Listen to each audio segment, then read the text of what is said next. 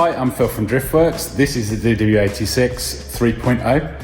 I think we're going to have to call it that because things have got wildly out of hand. The car's back from Fabco. Adam's created something really special. Check this out.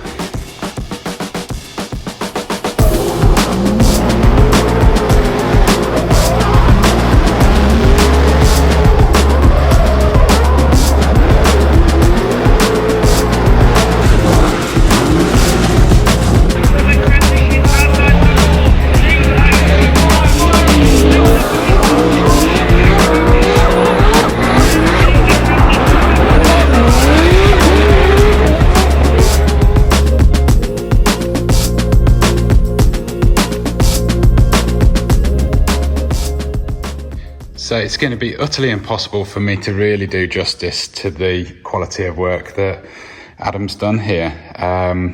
He knocked this out in a couple of weeks, really last minute, ended up working weekends to get it done for me, and I am so happy with the results. I'd say it's pretty difficult for me to show you simply because it's a massive engine in a very small little car. And for those of you that have watched the earlier episodes of this 3.0 version, I've moved the engine over dramatically. Number one reason, to create a lot more room on this side. Number two, weight balance to offset my fat ass in the driver's seat. And actually, as we thought, that meant that this side was tighter. It was actually more difficult for Adam to make this side than it was this side in many ways. So what have we got? We've got a completely equal length set of primaries, and they are 1 7/8 out of the head, stepped to 2-inch, and then the bits that you can't see are 2-inch down to. In fact, let's just go underneath.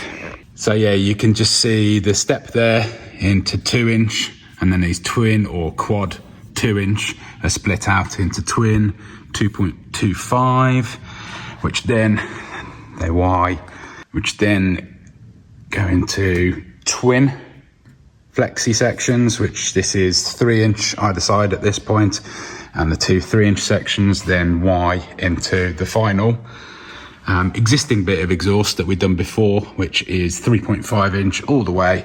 And then we've got a variety of different exhausts, so we can tune the volume of this thing as required. But yeah, the work that Adam's done here is, as usual, I find myself saying this quite a lot, but way above and beyond what I actually originally expected. The work he's put into it is hours and hours and hours and days and days and days to create something that should sound absolutely phenomenal. If some of the other systems on the market I've seen that we kind of use to base this off, they sound incredible. So yeah, there you go. Huge thank you to Adam. He really went out of his way to do this for me, and saved us a world of time, because the timing was perfect. Jay was away for one of those weeks on holiday, so really did work out perfectly, and I cannot thank him enough. I cannot wait to hear it, but we're a fair way off that. So yeah, you heard me call this version 3.0, and that is because those of you that have watched the channel for a while will know that when I start something that's supposed to be like a pretty simple job, it always ends up escalating. And at no point was I under any illusion that this wasn't going to end up the same way, which is in a way why it got like put to the back of the list for so long in terms of all of my project cars, because it was built so long ago, and I've learnt so much since we originally built it. There's a lot that I would change. So actually, the car has been back from Fabco for more than a week here, and Jay and I have done a huge amount of work, but not filmed a lot of it, unfortunately, which I know will disappoint a few of you. But yeah, there's so much work to do on this. My priority is to do the work. And actually, the only reason I'm here pointing a camera at it today is because I'm in on a Sunday. And I thought, well, I just went to make myself a coffee, and I thought, hang on a minute, you haven't done an update for ages. So yeah, here I am, just having a quick wander around. I'm sure there's lots that I'll forget because, yeah, it's been a few late nights as well. Obviously, you can see that the front end's on, the front structure there, just to give us an idea of space that we've got for certain things. We've had to do a bit of clearance because the engine has come down so far and back so far. clearances on various things have changed. A few big decisions. Got rid of the standard water pump. We're going for this aftermarket solution here with -12s, which will go into the 2 -12s to the rad or turn into 1 -20, and then the same for the return. So it will be a -20, or actually we're using this. We're actually going to run this pipe underneath the car. Same goes for this. This is the equivalent of -16, so we'll be doing that for the oil lines. So there's been a huge amount of planning gone into working out where these pipes are going to go. And the long and short of it is that they're going to go in the transmission tunnel, but not that transmission tunnel, because that is being chopped out. I have a drawing with somebody who is hopefully going to quote to make me a fancier looking transmission tunnel, kind of to the rules and regs of Driftmasters, FD, etc. Because one of the things that I'm keeping in mind with anything that we are doing on this car is that if we're doing it, we might as well build what we can to the Driftmasters regs, especially when it comes to safety stuff. So yeah, this will have a 46 centimetre wide transmission tunnel that meets regs. Hopefully all the lines will go underneath there, including the fuel lines on this side, which are only small, which are going to go to an area that you now see is missing a bar here, because I have a new fuel tank on order, which I want to sink down. Again, it's all in an attempt to offset my weight there. I'm going to move a lot of stuff over to this side of the car at the back. We have a lot more work to do here, obviously, to cover stuff up. And the fuel tank will probably have its own cover. The dry sump tank, again, wherever that sits, will probably have its own cover. And then we will be putting back in, we've got a firewall here that I run with a Perspex window in it, which the top half is Perspex. I'm really keen to keep that Perspex part of it, because I think the turning these things into vans kind of ruins it. Not that there's much association with road car at this point, but you know. You'll see we've got a seat in it. This is actually the Recaro out of my E30 M3, which obviously I'm not using at the moment. And I have spent, so on Friday night I was here until 10:30 making mounts for this seat. Then I was back in on Saturday and spent another 4 hours. Anybody that's fitted seats, like tried to make custom frames for a seat, knows what I'm talking about. And then anybody who is super particular about where they sit in a car, the seating position, and getting it as far over as I could to the centre of the tunnel here, we'll know how much work's involved in this. There's a lot of factors, because we've as part of these regs that we're sort of building stuff to, we've also got to put a cross in here. So I've been extremely careful to simulate where that cross is going to go down, and making sure that I've got enough room for the seat to still fit. Oh yeah, we've got an absolutely phenomenal new welder. We've got a new MIG welder, which Artec came and dropped off for us. We helped them make quite a cool little reel. I don't know whether that's out yet or not, but yeah, getting to grips with this thing. I'm not a welder,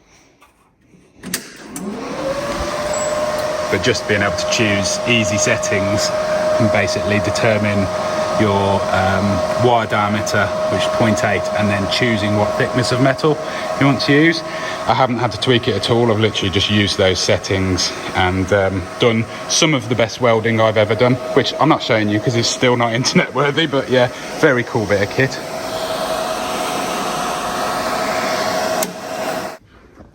So one of the other things that in getting rid of this, the front part of the motor that was here, which was the water pump and brackets for power steering and stuff like that, means that we are going to go electric steering now. I think we're going to use the Astra pump. I actually probably should do a bit of research to see whether on a car like this I need 1 or 2 pumps. I know some people double them up, but yeah, that'll be running electric to hydraulic, because obviously it's the BMW steering rack. There you go. Still got our dummy block in because, oh yeah, valves. I did film that bit. Look at that, just checking these valves. We're Got a bit of purple on there, just like Steve Morris, except ours is a paint pen. You can see we're working on a perfect table. Yeah, every other space up in the workshop. But are we going to explain the never-ending story of these valves? The never-ending story that these valves that have just arrived from America are about to go back to America. Yeah. Because, we're just double checking that these are the correct fitment and everything. They're absolutely perfect. But the one important part of the process was hardened end. So look at this is the, oh, come on, focus.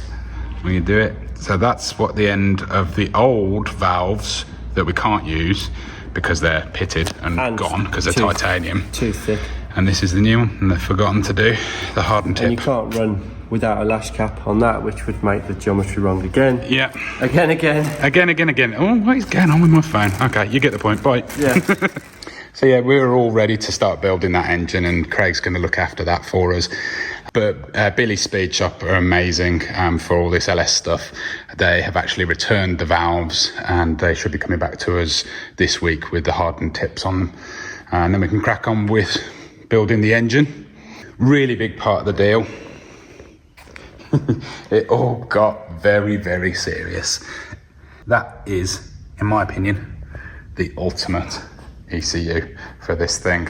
We have lots of goodies, including the sort of universal loom here, which has terminated all ECU end, all PDM end, and then we can deep in what we don't want and wire what we do. New Haltech dash, keypad, loads of EGTs, and a few sensors, including the box for the EGTs there. But yeah, decided to go with this because we have a Haltech Elite 2500 on this thing running 600 wheel, and we have the Nexus R5 on the Lamborghini, which has enabled us to do huge amounts of stuff I wouldn't even think possible, like running the bat wings and all sorts of really complicated stuff. Jay has his head around this thing properly as well. The Haltech software, I know a little bit about it, he knows a lot. And yeah, we're just trying to get to a point where he can dedicate some time into looking at the loom here. We're just trying to finish the metalwork, the fabrication, before he starts doing that ideally. But yeah, so where am I at? I was just trying to do some of the little jobs, marking out the positions for the EGTs, where they're going to go, making sure that they don't interfere with the rockers and that they don't interfere with getting the plugs in and out. It's really, really important particularly on NA motors, that you get the positioning, the depth correct of the EGT probes and all of that. So spending a fair bit of time on that. And then probably my next job, which is mostly because of scope creep, I guess. Actually, my driving position is so much better than it was. Let me see where I can demonstrate. Probably not. But yeah, steering column is not in the right place anymore. And I knew I'd probably have to move it a little bit, but because it's so complicated with how this passes past the clutch pedal there and the lack of room we have to the tunnel here, I think I'm just gonna chop that out and see whether I can come up with a solution to move the whole thing that way.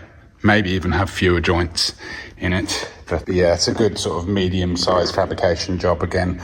And obviously with being as particular as I am with my seating position, you can only imagine how particular I am when it comes to the steering wheel position as well. So yeah, lots of work to do with stuff like that. And then I think all the complex fabrication work will be done. We've obviously got to do that tunnel. We've got to close off the Quaife gearbox correctly. We've got to redo all the heat shielding. We've got to close off every single hole in the firewall that you can see here. There's a huge amount of work there. This stuff here was actually when we ran reverse intake on the engine, and we actually had like a filter on the inside of the car that pulled air from there. So all of that needs replacing. As I say, we've got to get these extra roll cage tubes in and start looking at closing some of the back firewall off as well. Oh, I have had the screen covered while I'm doing all the fabrication in there as well, obviously. But if anybody knows of a company that sells a heated front windscreen for these things. This is the Japanese version of the A86. I think the UK windscreen is taller, and I think that the what are they called, Evans, I think they only do the UK screen, unless somebody knows otherwise, because yeah, this is an original 86 screen and it's pretty worn out, and obviously we're losing the heater that we originally had, which demisted the screen. So yeah, having an electric one like we've got in some of our other cars would be superb if anybody knows of a company that does them. I've been getting wildly carried away with the S15 as well. That's on full halt at the moment. I think I'm pretty much finished and waiting for wheels. All are lined up, new wise fabs on. Had to borrow some wheels to do the alignment and get the fitment and set up right. But in theory, that's ready to go, and I might be able to go and do one of the Castle Combe demos. So yeah, I'll probably do it. Just a quick catch up. I need to get back to work. Finish my coffee first, obviously, and I'll try and do another video soon. Thanks for watching, thanks for subscribing, and thanks for shopping at driftworks.com, helping fund this level of stupidity and scope creep.